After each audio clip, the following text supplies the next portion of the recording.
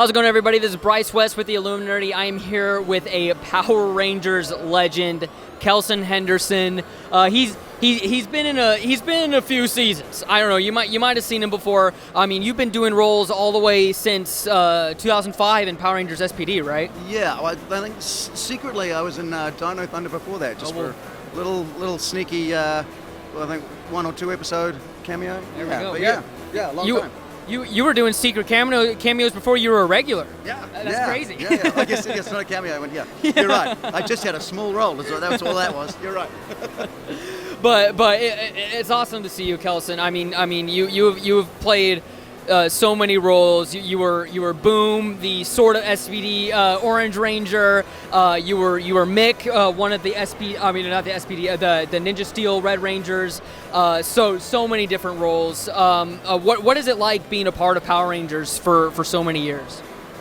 I feel really honored, to be truthful. You know, I got onto Dino Thunder, and I thought that was going to be my journey. I had a really nice time. I became lifelong friends with Emma Lahana, and I thought, awesome, I've got to be on Power Rangers, because I didn't screen in New Zealand, so I used to rent the DVD of Power Rangers the movie and Power Rangers Turbo. That's about all we could get, and then suddenly I'd been in Power Rangers, and I thought that was amazing. And then the whole SPD season kicked off this journey of I think it's been, like 12 different seasons. So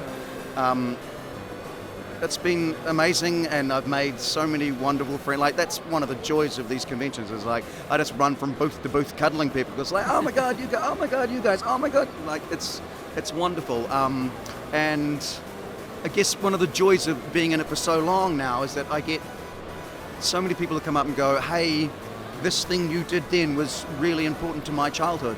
And so they're adults now, and I know how that feels, because there's all the kind of Star Wars and types of things that I looked to and went, oh man, if I think like that, then and it changes you a little, and it makes you make choices, right? And so it's both crazy and wonderful to have people coming up to me and being like, hey, just to let you know, particularly the Boom character, I think a lot of people really saw themselves in Boom, that it made a difference to their childhood, and that's quite epic.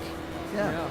I mean, we're gonna do it again here because the episode Boom was one of my favorites as a kid. I mean, obviously, I always wanted to become a Power Ranger, and then that's literally who you were. I mean, like for all the kids out there, like you were the guy like wanting to be the Power Ranger, and you did that awesome dream sequence where you actually they made a full on SPD orange costume. I mean, what was it like shooting that?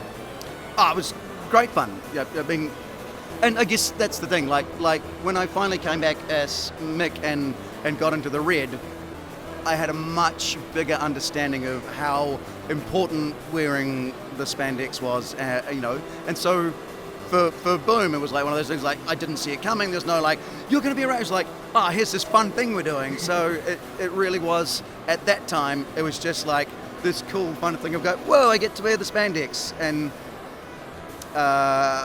it's nice to, I mean, of course I would have rather been canon orange and like, that be the thing, but there's something that's probably a more special kind of arc in my life, and I guess the story of Rangers, that it took to Mick for me to actually truly wear the spandex, and by then I truly understood how important being a suited up Ranger is, particularly red. So yeah. I mean, what was that like? Because I mean, not only did you get to come back and play a Ranger not in a dream sequence, but and we were talking about the importance of the spandex. But not only were you in the spandex, you were in red, and that's a big deal in the Power Rangers universe. So I mean, what was it like getting to come back and play a Red Ranger?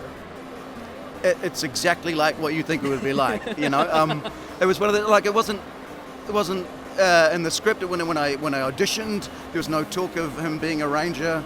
In fact, all I knew I was going to be in the first 6 episodes. I didn't know how long Mick was going to be around, so all I knew was I was signing back on for 6 eps.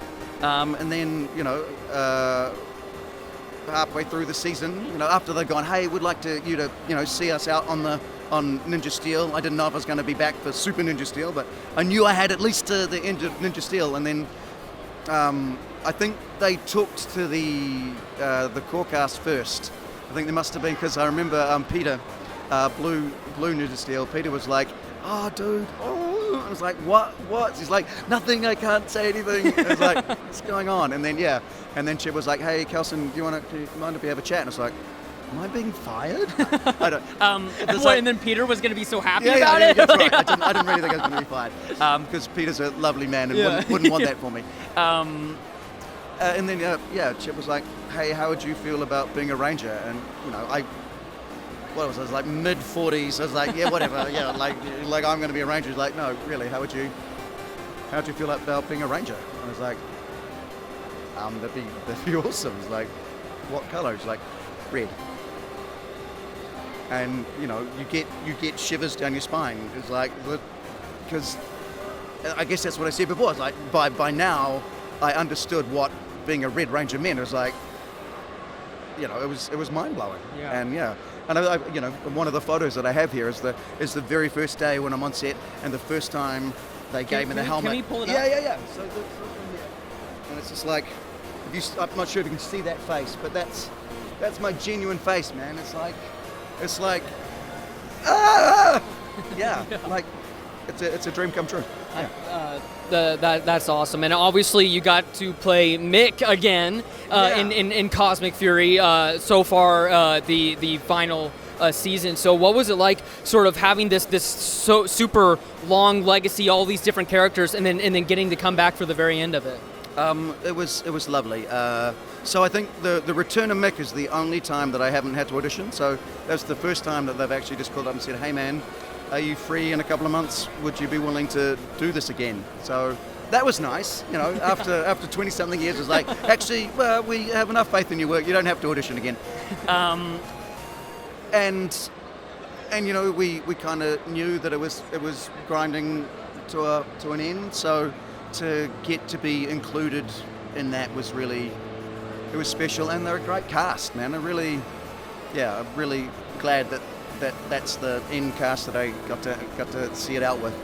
I've been very lucky. I've had a lot. Like I said, one of the reasons I do all of this is the amount of friends. It's been a blessing, man.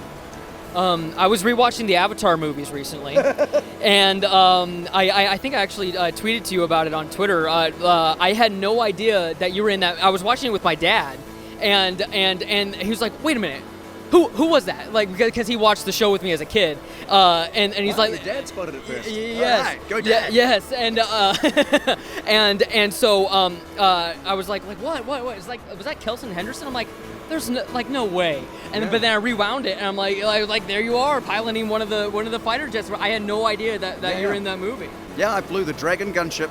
I blew up Home Tree. Oh. Yeah. Win some, you lose some. But yeah, what was it? I mean, you're in the highest grossing film of all time. Yeah. I mean, what's that like? So growing up, I went through drama school. I did all of that. I did a lot of theatre in my youth. But growing up, all I really wanted to be was in action movies. Like, my favourite films were Aliens and Terminator 2. And so here I am, essentially, I used to quote Aliens all the time, and I think it was Spunkmeyer. Who was the pilot, would always be like, "In the pipe, 5x5," and I always thought that was so cool. And then suddenly here I am, literally James Cameron, in the room with me, just a list of here's a whole lot of things that pilots might say. Let's just riff on that, and classic, yes, the highest grossing film of all time, still a tennis ball on a stick. There's a dragon, bang! There's a dragon. It's you can't. Sometimes it's just it's a tennis ball on a stick. It was so amazing, and in between takes, just getting to chat with James Cameron about the Abyss and Terminator, and it's amazing. My two favorite directors growing up were James Cameron and Peter Jackson, and I've got to work with them both. So I'm not a Hollywood superstar, but man, I'm so blessed with the career I've had. I set all these goals and I've done them. It's weird. Yeah. It's I want to work with James Cameron. Did. I want to work with Peter Jackson. Did. It's I want to be a superhero. I'm a power. Yeah. Life's pretty good, man. Yeah. James Cameron's my favorite director too. So if you want to give me a chance next, my turn. But one last question for you, Kelson. So I'm not going to list them all off, but if you were to play reprise the role of one of your infinite amount of characters, what would you like? What would you like to do? What would you like to see them do? Well, I liked where we were heading, where Mick was this character that could pass through the morphing grid and give advice to season after season of Rangers. It's like that was sort of being set up, and I feel like, if production had continued in New Zealand, maybe that would have been an ongoing thing, and I would have loved that. It would be, like my dream come true, just to get to come back as a character I love playing, and get to meet new Ranger casts again and again. That would have been ideal. I feel like ideal. that could have been like its own spin-off series. Yeah. Like that'd be awesome. Well, it could still be its own spin-off series. Hey, Melissa Flores is right over there. She's working on the new book. Yeah. But thank you so much for your time, Kelson. It's been a pleasure. Okay. Thanks, guys. Thank you for your fandom. You guys rule.